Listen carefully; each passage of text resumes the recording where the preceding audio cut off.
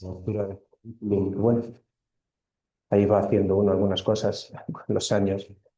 Se me invitó y con muchísimo gusto accedí a participar con ustedes en este encuentro, en el que en un primer encuentro se nos invita a disertar acerca del ser apóstol hoy, cimentadas en Cristo.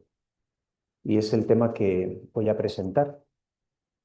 Les digo ya que en cuanto a las notas que ustedes pueden ir tomando, absolutamente libres de tomar las notas que quieran. El texto que yo les voy a compartir, después, la Madre del Guadalupe ya lo tiene en su poder, pues le pediré que lo comparta con quien quiera o con todas.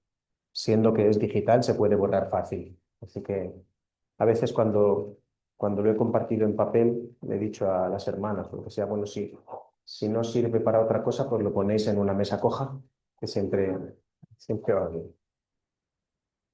Bueno, esto me da a mí unos sustos, los, los tremendos. Miren, cuando el padre Plancarte recibió del Espíritu Santo la inspiración para poner en marcha en la vida de la Iglesia a las hijas de María Inmaculada de Guadalupe, lo hizo desde su propia experiencia de fe, experiencia de Iglesia y experiencia de ministerio. El carisma recibido a título personal, que él fue fraguando en su mente, en su corazón, en su vida espiritual, ese carisma se hizo extensivo y se hizo oblación para la Iglesia por la gracia del Espíritu Santo, en las que hoy son sus continuadoras, en ustedes. Este carisma lleva aparejado como rasgo distintivo el apostolado, que a lo largo de los años ha vivido el desafío de ir actualizándose conforme a los requerimientos de los tiempos nuevos y de las nuevas oportunidades que la sociedad y la propia Iglesia nos van proponiendo. Los desafíos son siempre ocasiones, ocasiones para enriquecer la vida de la Iglesia y en ella a cada una de sus familias como a cada uno de los bautizados. Hoy nos detenemos en una reflexión acerca del apostolado y la cimentación cristológica de este don que el Espíritu Santo legó a la Iglesia en la persona del Padre Plancarte y en su obra. Y vamos a reflexionar desde un prisma bíblico con el fin de fundamentar fundamentar en la palabra este llamado, tratando de comprender el alcance del término apóstol, que es muy amplio, ¿no? Muy amplio, complejo, lleno de matices. Vamos a intentar dar algunas pinceladas acerca del alcance de esta palabra y en consonancia con ello vamos a contemplar también las exigencias que el Nuevo Testamento propone a los apóstoles. Ahora bien, tendremos que hacer una distinción, lo adelanto ya, entre lo que será el perfil del apóstol y el apostolado en el Nuevo Testamento y lo que será la apostólica forma vivendi. ¿Cómo andan ustedes de latín? ¿No? Bueno, yo en este caso, siempre que hago esta pregunta, añado ni, fa- ni falta que hace. Bueno, con perdón. Sí, siempre está bien un poco de erudición, pero miren, la expresión apostólica forma vivendi, creo que es simple, se explica por sí misma, pero se la digo en latín no por erudición, sino porque es una fórmula que tuvo muchísimo éxito en la Iglesia naciente y en los siglos posteriores, tan posteriores que llega hasta ustedes. La apostólica forma vivendi es el deseo que muchos hombres y mujeres van a tener, van a recibir de parte del Espíritu Santo, de imitar la vida de los apóstoles. Pero claro, hay que hacer muchas salvedades, hay que hacer muchos controles, matices. Por eso empezamos por una primera constatación, una primera afirmación que quiero dejarles que les cale muy hondo. Si hay un... ¿Qué fiesta es hoy? San Francisco de Sales, pero... Bueno, aquí es que lo celebran todos, está una cosa... A mí me encanta, pero genial. Bueno, si hay un rasgo que define a la iglesia naciente de una manera muy presente, ese rasgo es la pluralidad, la pluralidad. Es muy importante partir de esta conciencia a la hora de analizar el papel del apóstol, porque nos vamos a dar cuenta enseguida de que cuando Jesús se encuentra con las personas, a cada cual la llama para algo distinto y también a cada cual lo llama desde su realidad distinta, plural. No todos son designados para lo mismo, ni a todos se les exige un mismo modelo de seguimiento. Atención, ni a todos se les exige un mismo nivel de exigencia, valga la redundancia. No a todos se les propone un mismo nivel de exigencia.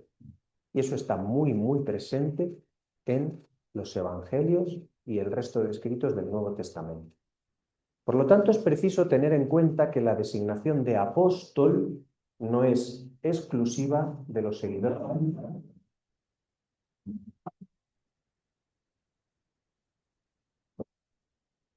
El otro día se lo conté a las madres.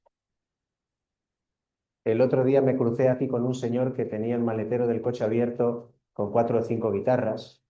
Y yo lo saludo. Buenos días, ¿es usted músico? Dice, no, soy el que arregla las guitarras.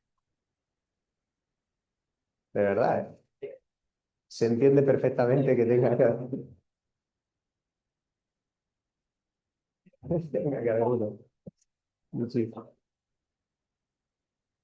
Bueno, les decía que la designación de apóstol no es exclusiva de los seguidores de Jesús, ni en los escritos evangélicos, ni en el resto del corpus del Nuevo Testamento, de manera que se ha de razonar con cautela a la hora de intentar dar una definición del apóstol y del apostolado.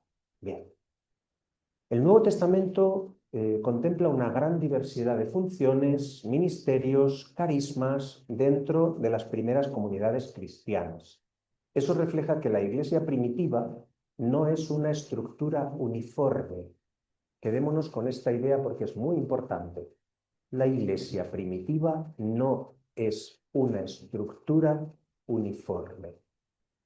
Hay una serie de principios, de fundamentos, de dogmas y de prácticas que son comunes a todos, pero que después tienen un grandísimo despliegue original y creativo en cada lugar. La geografía, digamos que es determinante para eso. Dense cuenta ustedes, por ejemplo, de un detalle, el culto divino. El culto divino es variadísimo, riquísimo. No se celebra igual en todas partes. Se ha encontrado, la arqueología bíblica y patrística ha logrado encontrar muchísimos escritos, manuscritos, textos antiguos que recogen eucologías, que recogen plegarias, que recogen fórmulas, leccionarios distintos, y hay una grandísima diversidad. La unificación del culto es algo que llegará a la Iglesia prácticamente con el Concilio de Trento, que inicia en 1545. Las jóvenes lo están estudiando estos días y se acuerdan. Muy bien. Bueno, ¿y cuándo acaba? ¿Cuándo acaba?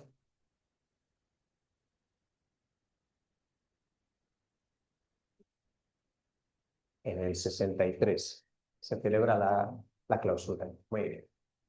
Bueno, pues dense cuenta, pluralidad, diversidad, riqueza, tenemos que atender a eso. ¿Y eso por qué?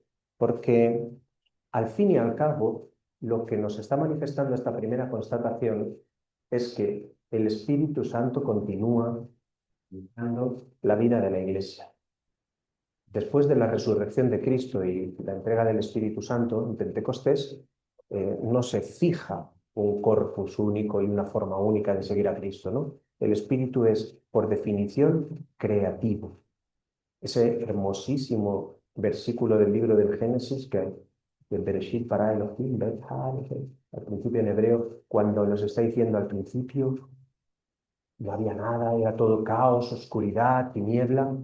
Pues en medio de esa situación caótica de tiniebla, dice, el Espíritu de Dios aleteaba sobre las aguas.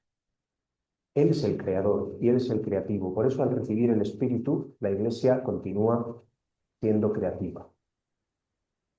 Vamos a hacer un pequeño recorrido brevísimo, 7 puntos, por esos tipos de divisas, funciones y ministerios que recoge el Nuevo Testamento. El primero, los apóstoles.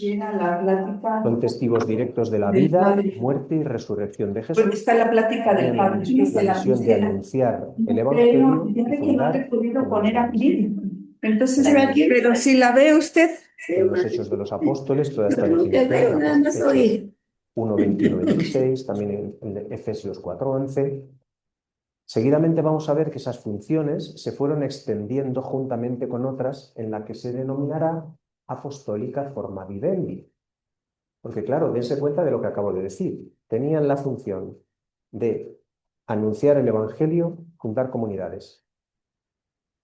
Y ustedes me dirán, claro, las hijas de María Inmaculada de Guadalupe en su apostolado hacen muchas cosas más. Ahora lo vamos a ver. 2 profetas, personas que hablaban en nombre de Dios para exhortar, consolar o corregir a la comunidad. Nos lo cuenta la primera carta a los Corintios, también el libro de los Hechos. 3 maestros encargados de instruir en la fe y en la doctrina cristiana. Lo cuentan Hechos, 1 Corintios. 4 evangelistas, predicadores itinerantes que anunciaban la buena nueva. Ustedes saben muy bien que evangelistas hubo muchos. Hubo 4 que fijaron por escrito su evangelio y que triunfaron al ser recibidos por la Iglesia, pero evangelista era una función más, era un carisma, y había muchos. 5 pastores o presbíteros, responsables del cuidado espiritual de las comunidades locales. 6 diáconos, servidores que asistían en las necesidades materiales y en el servicio comunitario. Y 7 carismas diversos, como podía ser los que menciona Pablo cuando habla del don de la sabiduría, la fe, la sanación, el discernimiento, la interpretación de lenguas. Bueno, en conclusión, este elenco, con 7 puntitos muy rápidos, nos deja la claridad de la pluralidad de la que les estoy hablando, ¿no? Pero sobre todo, en el trasfondo hay otra concepción que no debemos perder de vista, y es que la comunidad cristiana primitiva entiende la misión como un trabajo comunional. Ninguna de estas misiones actúa de por sí o va sola. La pluralidad no rompe la comunidad, sino todo lo contrario. Porque hay pluralidad, se vive la comunidad, y porque se vive en comunidad se puede enriquecer la pluralidad. Si nos concentramos en la designación de apóstol como tal, observaremos un dato interesante. En el Nuevo Testamento la palabra, como tal, apóstol, aparece 80 veces. Bueno, pues de esas 80 veces, San Mateo y San Juan la utilizan la palabra una vez cada uno. San Marcos, 2. San Lucas y San Pablo, en sus respectivos escritos, un montón de veces, el resto de las 80. De donde deducimos una primera cosa muy fácil de deducir, ¿verdad? Quien nos ha dado el perfil del apostolado en el Nuevo Testamento ha sido San Pablo. Y San Lucas, escuchando la predicación paulina y construyendo su relato evangélico desde aquella base, recoge la percepción y la visión que San Pablo tiene del apostolado. Esto, ¿qué quiere decir? Pues simplemente que si los otros evangelistas en sus recensiones evangélicas no han metido tantas veces la palabra concreta, no es porque no le den importancia, es porque en el momento histórico en el que ellos realizan su recensión evangélica, el término está todavía en construcción, en comprensión. Ahí vemos cómo la vida de la Iglesia es una progresión constante. Y aunque el término es de Jesús, es una palabra que el Señor utiliza, que Él designa, la comprensión que la Iglesia hace de eso es paulatina, va necesitando su iluminación, su comprensión, su trabajo, y en el estadio en el que se encontrarán estos textos, pues después irán incorporándolo. Contemplamos otro factor determinante para comprender adecuadamente lo que estamos tratando, y es que hemos de tener muy en cuenta el tiempo. Y cuando hablo del tiempo, ¿a qué me estoy refiriendo? Hay un cambio sustancial importantísimo, más aún determinante, en el contenido que se da al al apostolado después de que ha desaparecido el último de los 12. Fíjense en un detalle muy importante. Después de la resurrección de Cristo, los apóstoles se reúnen y el texto de los Hechos de los Apóstoles nos habla de los 11, como el capítulo 21 de San Juan, en las apariciones de Jesús en la playa. San Juan habla del grupo apostólico y dice, estaban allí los... Bueno, no están 12, pero como el grupo apostólico retiene de Jesús su voluntad de establecer el nuevo Israel, y es en una visión absolutamente escatológica, entonces ven la necesidad de completar el número de los apóstoles, y ahí es que acontece la elección de San Matías. Bueno, pues fíjense que conforme irán sufriendo martirio el resto de los apóstoles, ya no completan el número. No se habían parado a pensarlo nunca. Dice, anda, a Judas sí lo sustituyeron y a los demás no. ¿No? Eso tiene una razón de ser, y es precisamente el tiempo. No el tiempo que pasó, sino el tiempo que ya no tenemos. Es decir, la inminencia de la parusía se impone en su mentalidad de tal manera que ya no es preciso completar el número. Dicho de otro modo, esperan que la venida del Señor va a ser ya. De hecho, recuerden cuando San Pablo escribe, el casado, que no se separe, el soltero, que no se case, el que compra como si no comprara y el que vende, ¿por qué? Porque el Señor viene. Viene ya. Entonces, la inminencia de la parusía, la conciencia de que el Señor va a llegar ya, también determina la acción apostólica y el contenido del apostolado. Luego, veremos cómo hay una evolución en el pensamiento teológico, un descubrimiento, una revelación que queda plasmada también en los evangelios, donde se pasa de la conciencia de la inminencia de la parusía a la conciencia de la imprevisibilidad. Es decir, Dios, Jesús, en gloria y majestad, viene, pero no viene ya. Lo que sí viene es de improviso.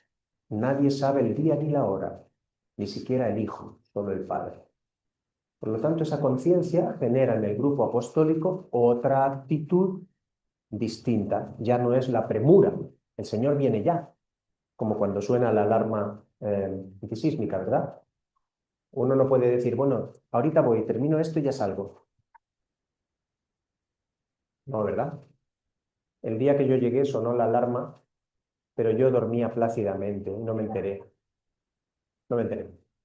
Bueno, pues esa conciencia de inminencia ya no genera premura, y lo que sí que va a generar la conciencia de la imprevisibilidad es la actitud de la vigilancia. Estar alerta. Cuando Jesús, incluso en el huerto de los olivos en Getsemaní, recomienda a los discípulos la vigilancia como actitud, velad y orad, porque ya está por llegar, ¿no? Bueno, ¿qué diremos entonces del apóstol en su origen y en el estado primitivo en que lo encontramos a lo largo del Nuevo Testamento? Partiendo de estas premisas, que les he presentado muy a grandes rasgos, tenga muy presente la cuestión de la parusía, la inminencia de la llegada del Señor, la imprevisibilidad, la diversidad, la pluralidad, todo esto, ¿no? Dentro de ese marco, yo les propongo que contemplemos algunos rasgos, y a partir de esos rasgos ver cómo el apóstol y la vida apostólica se funden en lo que hoy estamos llamados y convocados a vivir, desde luego desde un paradigma cristológico. El primer rasgo es llamada y elección. Llamada y elección. Todos los discípulos de Jesús lo son en virtud de una llamada y elección. De hecho, la fe es un acontecimiento de gracia, es decir, ha sido Dios, en su infinita misericordia, quien ha concedido el don de la fe a cada uno de los creyentes, y quien de entre ellos se ha elegido a algunos para que cumplan distintas misiones. De modo que también los apóstoles deberán tomar conciencia y profundizar en ella de que han sido llamados y elegidos. Como la Iglesia posterior, en su empeño por vivir al modo apostólico, deberá, de modo constante, esforzarse en vivir en el mismo paradigma de llamada y elección y lo que esto conlleva. Vamos a analizar ahora, dentro de este rasgo de llamada y elección, 5 aspectos que competen a esta conciencia de llamada y elección al llamarse uno apóstol. El primero, la humildad. Hablamos muchísimo de la humildad, ¿verdad? Y es una virtud que tratamos de pedirle al Señor con insistencia, tratamos de cultivarla. Rara es la ocasión en la que uno va al confesionario y no sale el tema de la humildad, ¿verdad? Sí, mire, padre, me ha faltado humildad. Sí. Humildad. Bueno, en el inicio de la primera carta del apóstol San Pablo a los Corintios, este reflexiona acerca de la elección que Dios ha hecho de cada uno de los miembros de la comunidad y llama la atención sobre un aspecto irrenunciable de aquellos que quieran llamarse cristianos, pues ha descubierto que hay discordias entre ellos debido a que unos se consideran mejores que los otros, están aludiendo a la sabiduría. Y les dice San Pablo en 1 Corintios 1, 26 a 29, les dice: Fijaos en vuestra asamblea, hermanos, no hay en ella muchos sabios en lo humano, ni muchos poderosos, ni muchos aristócratas, sino que lo necio del mundo lo ha escogido Dios para humillar a los sabios, y lo débil del mundo lo ha escogido Dios para humillar lo poderoso. Aún más, ha escogido la gente baja del mundo, lo despreciable, lo que no cuenta, para anular a lo que cuenta, de modo que nadie pueda gloriarse en presencia del Señor. San Pablo, además de ser un hombre iluminado, tenía una formación maravillosa y utilizaba las reglas de la retórica de su tiempo de una forma espectacular. Y aquí hace como todo un poema con una cadencia: lo ha elegido, lo ha elegido, lo ha elegido, para que cale en el corazón del oyente que efectivamente si está ahí es porque Dios lo ha elegido. Y el contenido de esa elección es lo bajo, lo pequeño, lo humilde, que humilla al poderoso. En la carta de Santiago encontramos también esta percepción. En Santiago 2:5 dice: Escuchad, mis queridos hermanos, ¿acaso no eligió Dios a los pobres según el mundo, como ricos en la fe y herederos del reino que prometió a los que lo aman? La conciencia de llamada y elección, en primer lugar, es un antídoto contra el orgullo, la soberbia y la vanagloria. El apóstol, como la Iglesia apostólica posterior, que desea imitar la forma de vivir de los apóstoles, no puede albergar en su corazón sentimientos de superioridad con respecto a los demás. Es del todo ilegítimo disociar la misión y la responsabilidad de la identidad. Y me explico. Vamos a ver enseguida que nosotros como apóstoles desarrollamos una misión. Tenemos una responsabilidad. Ahora bien, esos aspectos de misión y de responsabilidad se fundamentan, se apoyan, encuentran sentido en la identidad. Si realizas esta misión es porque eres quien eres. Y siguiendo el silogismo, si eres quien eres, es porque alguien te ha llamado y elegido, no porque te lo merezcas. Ya sé que aquí en México también tienen ustedes la marca L'Oréal, ¿verdad? Yo lo uso poco, pero no, se lo digo porque el lema, o al menos en España, el lema que usan siempre en sus campañas es: porque yo lo valgo. Aquí también es genial, ¿eh? El mensaje es fantástico, ¿no? Para lo de la autoestima va muy bien. pero si se te pasa la mano, con la autoestima, cuidado, ¿eh? Bueno, pues aquí la conciencia de llamada y elección es un antídoto contra todo tipo de vanagloria, soberbia y orgullo. Yo he sido elegido y llamado. El segundo aspecto de este primer rasgo de llamada y elección es la confianza. La elección de Dios precede al mérito humano y asegura a los creyentes en Cristo. Miren, uno de los himnos cristológicos que San Pablo recoge en sus escritos se encuentra al principio de la carta a los cristianos de Éfeso, capítulo 1 de Efesios. Allí el apóstol habla también de la elección y desvela un rasgo magnífico de la elección. Y es la certeza de que en la base de la elección está únicamente la gracia y la seguridad en que es Dios quien lleva a término la obra asignada. Dice allí el himno: Él nos eligió en la persona de Cristo antes de la fundación del mundo, para que fuésemos santos e intachables ante Él por el amor. Esta frase es tremenda, la analizamos muchas veces porque santos e intachables, a veces se traduce también irreprensibles, bueno, o irreprochables, ¿no? Y dice uno, bueno, como si ser santo no fuera bastante. Que no, santo e irreprensible, irreprochable, intachable. ¿De dónde viene esta redundancia, esta hipérbole de parte de San Pablo?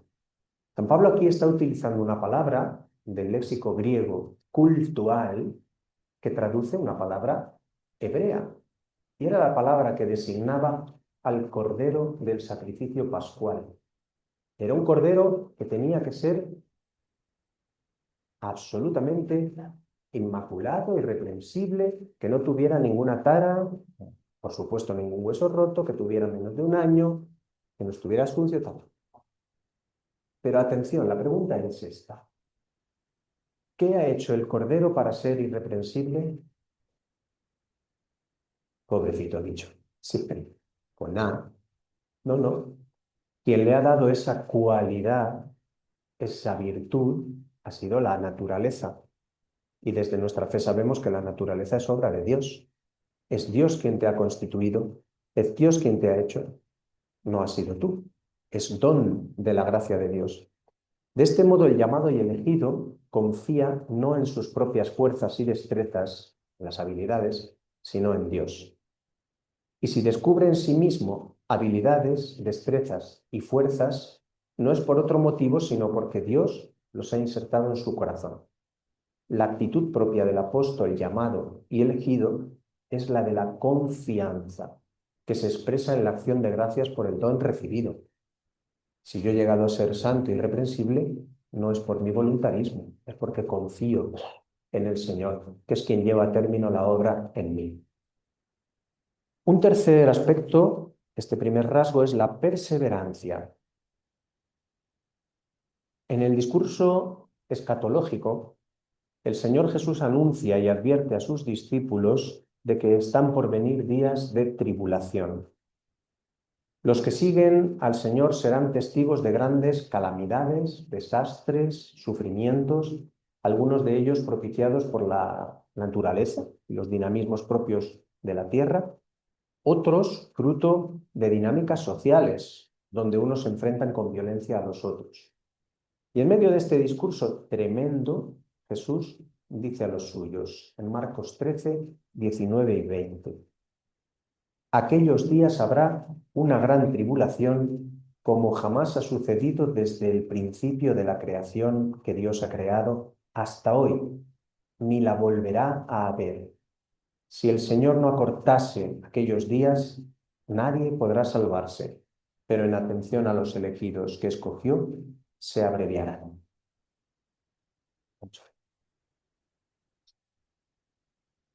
Permiso. Madre mía.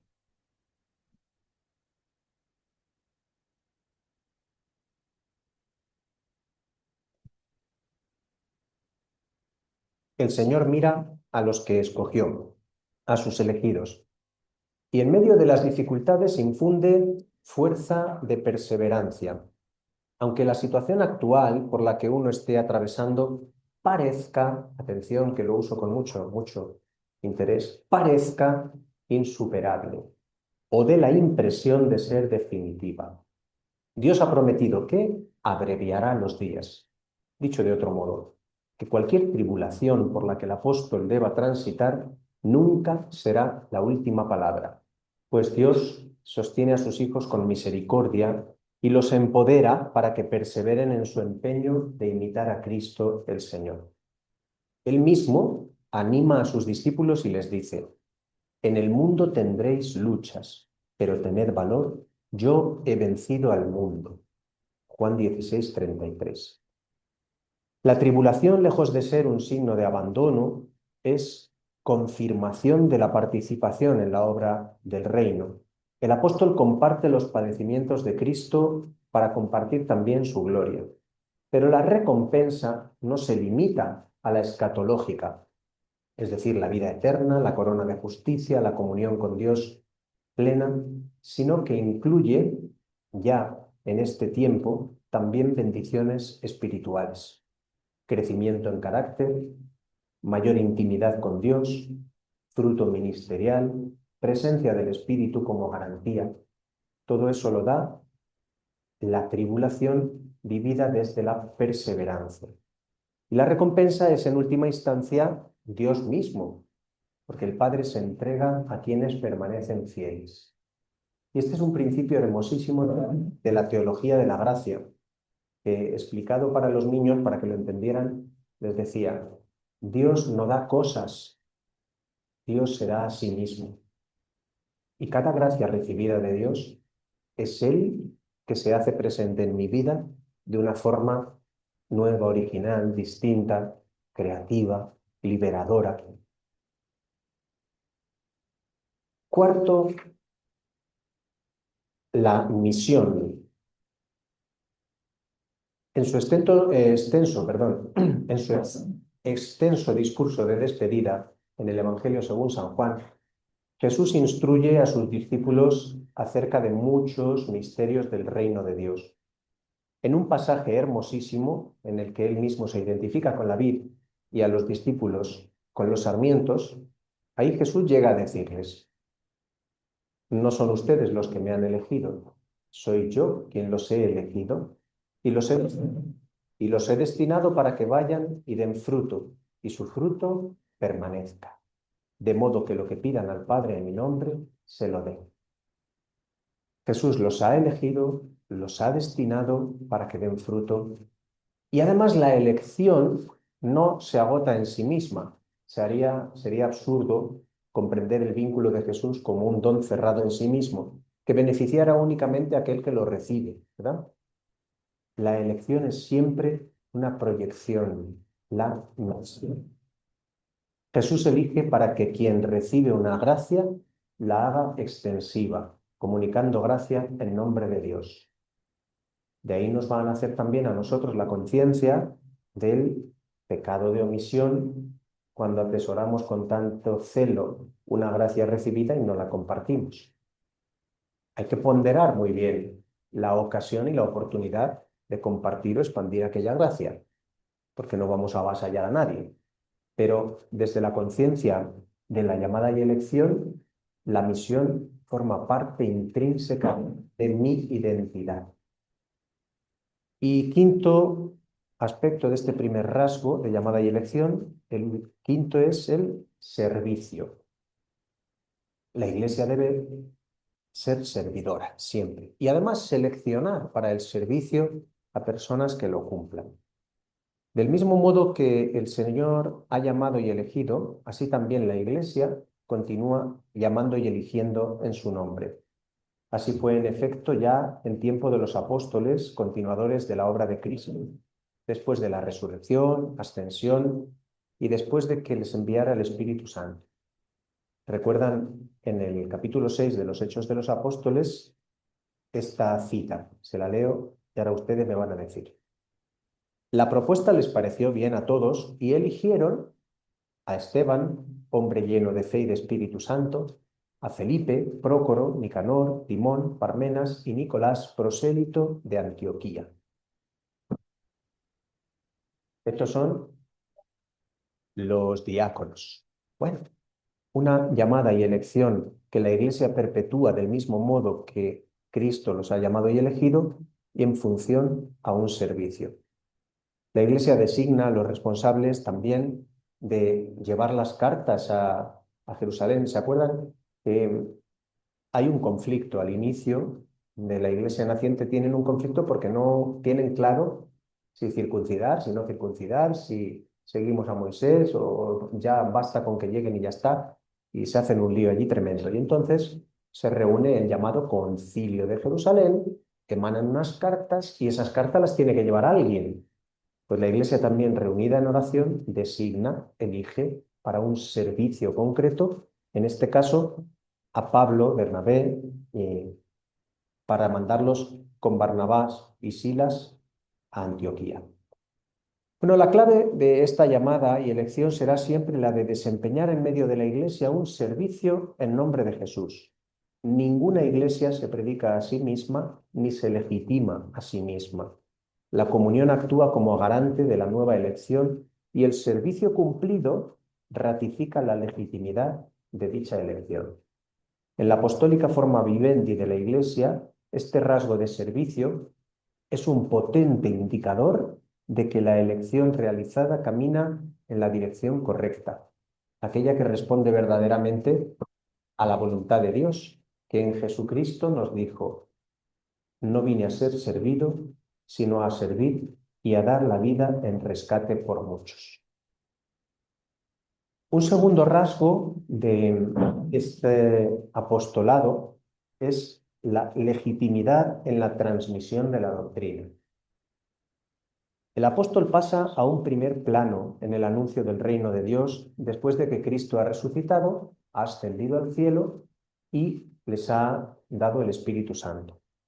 Aquello que da legitimidad a su misión y por lo que la enseñanza tiene autoridad será su llamada y elección y la fidelidad al contenido del mensaje recibido de parte de Cristo en los días de su vida mortal. Por este motivo, también San Pablo va a ser designado apóstol, porque lo hemos dejado ahí un poquito de lado, pero habíamos dicho apóstoles nada más que aquellos, y cuando se murieron ya no hubo otro. Y entonces seguro que alguien ha pensado, anda, ¿y San Pablo? San Pablo todo el rato estaba diciendo él, yo soy apóstol, y se legitimó a sí mismo como apóstol. Bueno, pues aquí tenemos el modelo apostólico de San Pablo que se expresa en la fidelidad. Fidelidad al contenido del mensaje recibido. En San Pablo se hace extensiva la tarea apostólica de la Iglesia y de él toman los rasgos que después la caracterizarán para los siglos venideros. La legitimidad del apóstol le viene de la recepción del poder de Cristo para enseñar y gobernar. Dice Mateo, el Evangelio según San Mateo en 10:1, llamó a sus 12 discípulos y les dio autoridad para expulsar espíritus inmundos y curar toda enfermedad y toda dolencia. En Lucas 9:1-2, habiendo convocado Jesús a los 12, les dio poder y autoridad sobre toda clase de demonios y para curar enfermedades. Luego los envió a proclamar el reino de Dios y a curar a los enfermos. Y la recensión evangélica más antigua, que es la de San Marcos, nos cuenta también esta misma cosa de una manera muy hermosa. San Marcos, aquí como regla mnemotécnica, siempre lo repito, el versículo pi, 3:14. Versículo pi es el versículo de la elección, ¿no? Si nos acordamos. Dice allí: e instituyó 12 para que estuvieran con él y para enviarlos a predicar y que tuvieran autoridad para expulsar a los demonios. Aquí hay algo que no podemos pasar por alto nunca jamás, porque es fundamental y clave en nuestra definición de apostolado. Los llamó para que estuvieran con él. La presencia de Jesús en la vida de los apóstoles se propone como el auténtico garante de su apostolado y de su misión. Si en el misionero, en la misión, en el apóstol, no hay la presencia absoluta, constante, perenne de Cristo, esa misión se convierte en voluntarismo y va a fracasar, aun cuando aparentemente, según los criterios del mundo, pueda parecer que está yendo bien. Fracasa porque falta el espíritu y fracasa porque Cristo no está en el centro. Esta dimensión habla a la Iglesia postapostólica de la mística, sin la que cualquier tarea que emprenda correrá el riesgo de ser nada más que hechura de manos humanas. Esta expresión saben de dónde viene, ¿verdad? El Salmo 115, cuando habla de los ídolos. Pues sí, la hechura de manos humanas, por mucho que nos empeñemos, por muy bien que lo hagamos, por muy bonito que... Bueno, pues si es hechura de manos humanas, es idolátrico, no es Dios. Sin embargo, la presencia de Jesús es lo que dota de sentido y legitima toda acción apostólica, como Jesús mismo enseña a los discípulos en varias ocasiones.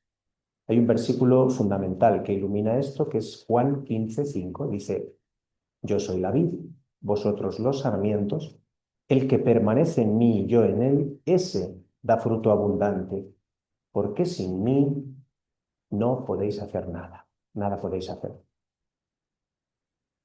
En este sentido debemos superar la comprensión del apostolado en su funcionalidad, es decir, aun desempeñando muchas tareas fundamentales, tradicionalmente en la Iglesia vamos a hablar del triple munus, el munus docendi, munus sanctificandi e munus regendi, que son las tres grandísimas áreas que definían la función apostólica, teniendo como modelo apostólico a los obispos, sucesores de los obispos, de los apóstoles, y fundamentalmente al Papa, ¿no?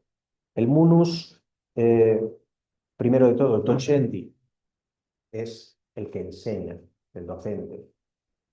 El munus sanctificandi es el que celebra, es el liturgo. El munus regendi es el que gobierna, es el que coordina, ¿no? Todas estas cosas, que son tareas propias de la Iglesia, el apostolado los supera en su funcionalidad para ser en medio del mundo y de la Iglesia presencia de la dimensión escatológica y mística de unión con Cristo, de permanencia en Él. Estoy utilizando un lenguaje un poquito de la teología reversado, pero al final, hermanas, se trata de una cosa muy simple. El Señor nos ha llamado y nos ha elegido. Y con todos aquellos rasgos de humildad, confianza, perseverancia, la misión, el servicio, la tarea fundamental y la esencia de nuestro ser se expresan en la mística, en el estar con Cristo y en ser yo un portador de la presencia de Cristo en el mundo. Y si no es así, pues algo va mal. Llevar a Cristo a nuestro mundo, hacerlo presente en medio de nuestras realidades. En definitiva, no se trata de otra cosa. La apostólica forma vivendi se presenta como un anticipo en el tiempo presente, de lo que acontecerá en el tiempo futuro, según la promesa de Cristo, que nos ha dicho: para que donde estoy yo, estén también ustedes. El apostolado, por lo tanto, se configura desde esta conciencia. La autoridad del apóstol es derivada y representativa y está intrínsecamente ligada al contenido anunciado. Contemplamos en la primera carta del apóstol San Pedro, que las invito a leerla con detenimiento después, porque es larga, pero es muy hermosa y vale la pena. El primer capítulo de la primera carta de San Pedro. Vamos a pasar al tercer rasgo, que es la vida configurada con Cristo, precisamente lo que ya anunciábamos en el final de este segundo punto. Permiso.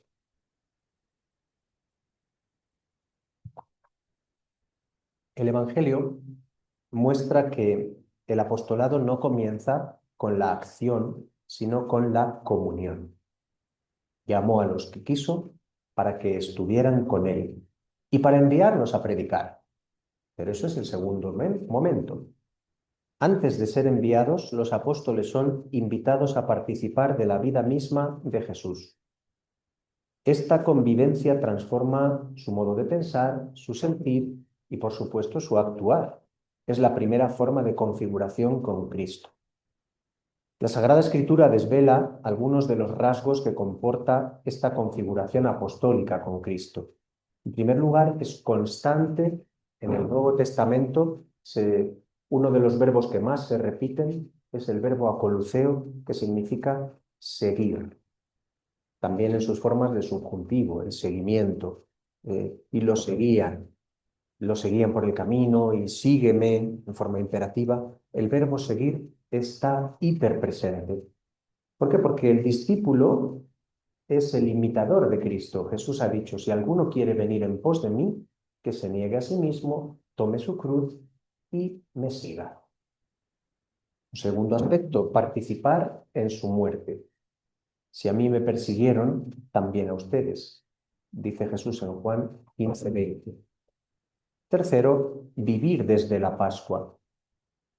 Aquí tomamos la cita de San Pablo en la carta a los Gálatas 2:20, un versículo hermosísimamente místico donde llega a decir San Pablo, ya no vivo yo, sino que Cristo vive en mí. Vivir desde la Pascua, en la configuración con Cristo. Y cuarto, servir como Él sirvió. Os he dado ejemplo para que lo que yo he hecho con vosotros, con ustedes lo hagan también. Juan 13:15. En resumen, la configuración apostólica no es solo moral, no se trata solo de imitar a Cristo en los comportamientos, en sentir, no, es una cuestión ontológica y mística. El apóstol es transformado en Cristo por el Espíritu. Pero aquí también es preciso que hagamos una distinción fundamental, porque estos 4 enunciados que acabamos de presentar se basan en una forma de vida itinerante. Antes hemos dicho que un rasgo del apostolado era la esperanza en la inminencia de la parusía. Otro rasgo muy determinante es la itinerancia. Fíjense, Jesús no paraba quieto, estaba constantemente en movimiento desde que empieza su vida pública. Pero es que los apóstoles tampoco. El primer grupo apostólico será un grupo itinerante. ¿Qué sucede? Sucede que forman comunidades, les dan una estructura, designan líderes en las comunidades y aquella comunidad permanece. ¿Permanece por qué? Porque ha habido un cambio en la concepción de la parusía. Y entonces esperamos la venida del Señor aquí, donde estamos. Ese cambio, que es sociológico y es también estructural en la vida de la Iglesia, va a generar la necesidad de nuevas funciones, de nuevas atenciones. Cristo fue predicador itinerante. Nosotros imitaremos la vida apostólica, la apostólica forma vivendi, con una evolución de la itinerancia que será la disponibilidad. Nuestra vida ya no es, como decía Jesús, no tener dónde reclinar, no tener dónde reclinar la cabeza, ¿verdad?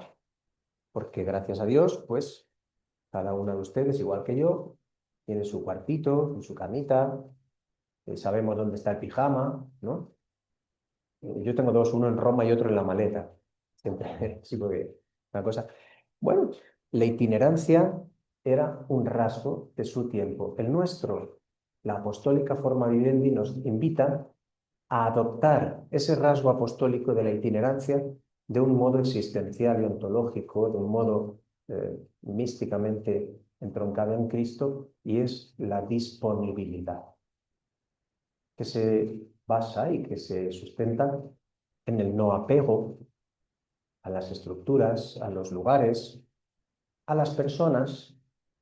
Podría uno decir, bueno, es que en esta comunidad me siento tan bien, con esta hermana, con la otra que me cuida, con esta un poco menos, pero sí, nos llevamos, sí, bien.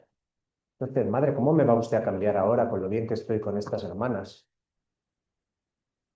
Solo me pasa a mí, ¿no? Veo que se ríen y a lo mejor es que es una cosa mía solo. Ah, menos mal. Bueno, la misión apostólica brota del ser configurado con Cristo, crucificado y resucitado. San Pablo lo expresa con radicalidad, dice, llevo siempre en mi cuerpo la muerte de Jesús para que también su vida se manifieste en mí. Y así San Pablo empieza a dar muchos aspectos de lo que es el apóstol, ¿no? Los voy a decir muy deprisa, no se preocupen que después van a tener el papelito, ¿vale? Lo digo un poco deprisa que ya los frijoles luego si fríos no están tan buenos. Dice San Pablo que es un cooperador de Dios. Dice, y como cooperadores suyos os exhortamos a no echar en saco roto la gracia de Dios. Todas las citas que les propongo son de la segunda carta a los Corintios. Es embajador de Cristo, dice Pablo. Por eso nosotros actuamos como enviados de Cristo. Y es como si Dios mismo exhortara por medio de nosotros. En nombre de Cristo os pedimos que os reconciliéis con Dios. Dice Pablo, ministro de la reconciliación con Cristo. Todo procede de Dios, que nos reconcilió consigo por medio de Cristo y nos encargó el ministerio de la reconciliación. Porque Dios mismo estaba en Cristo reconciliando al mundo consigo, sin pedirles cuenta de sus pecados, y ha puesto en nosotros el mensaje de la reconciliación. Dice también San Pablo que el apóstol es que tiene la misión de predicar a Cristo. Dice en la primera de los Corintios, el hecho de predicar no es para mí motivo de orgullo, no tengo más remedio. Ay de mí si no anuncio el Evangelio. Qué hermoso, ¿verdad?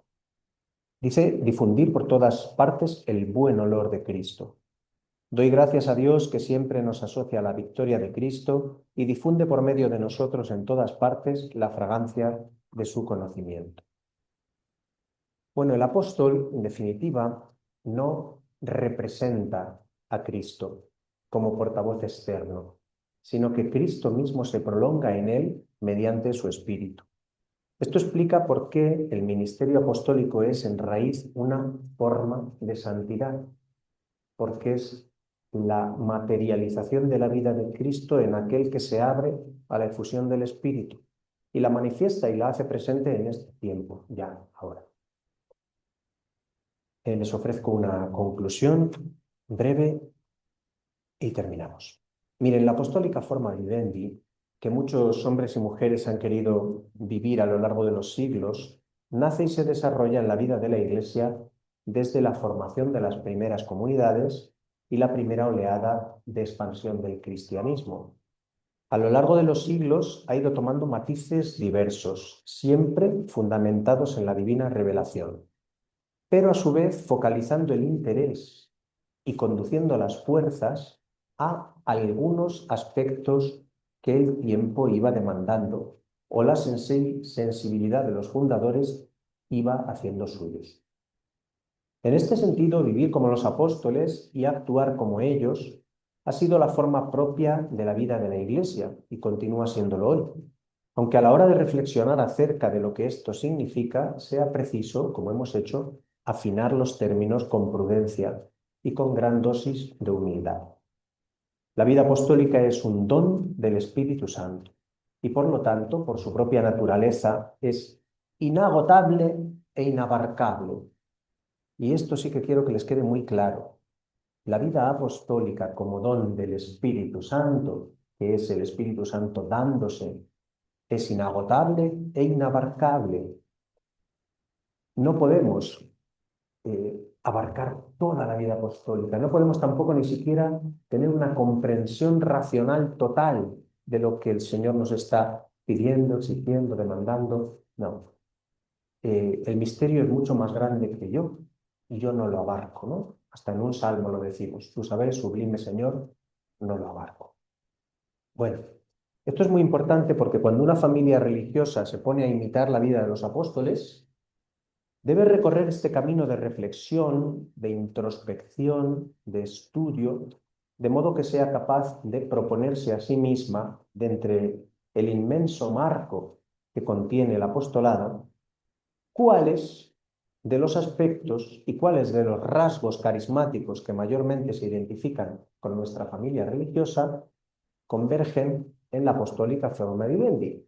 Dicho de otro modo, cuando el padre Plancarte, en oración, con tanto esfuerzo, con tanta visión de clarividencia sobre el mundo de su tiempo, pone en marcha las hijas de María Inmaculada de Guadalupe, tiene una visión que le ha dado el Espíritu y quiere responder a una situación concreta, a unas necesidades concretas, e invita a aquellas santas mujeres a vivir la apostólica forma vivendi, pero con aquella finalidad y con aquellos rasgos concretos, carismáticos, lo cual implica hacer un discernimiento humilde y valiente de cuáles son esos rasgos, cómo se actualizan hoy, porque nuestra vida actual no es la que vivió el padre José Antonio.